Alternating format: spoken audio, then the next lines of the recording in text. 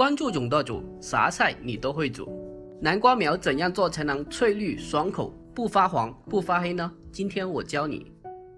今天在超市花了3块钱买了一把南瓜苗，回来后我们把它撕去表面的一个筋膜外衣，不然的话它的一个口感会比较韧。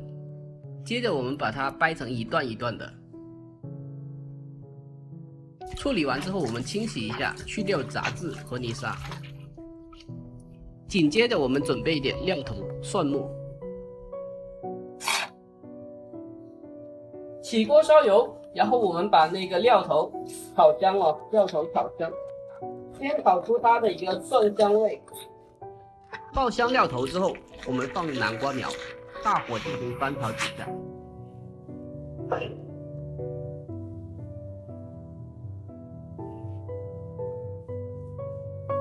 接着我们加一点点的水，一点点就好了，然后再继续的大火进行翻炒。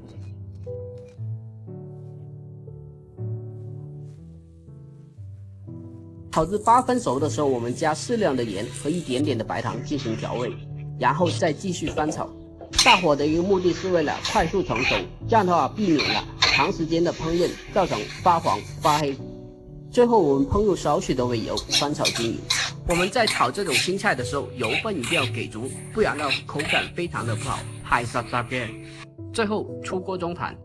下面是技术总结：第一，南瓜苗的一个筋膜外衣一定要去掉，特别是老的那一段，不然非常影响口感。第二，青菜在烹饪的时候一定要猛火快炒，快速成熟，避免长时间的烹炒造成发黄发黑、不够脆嫩的一个现象。请问您学会没有呢？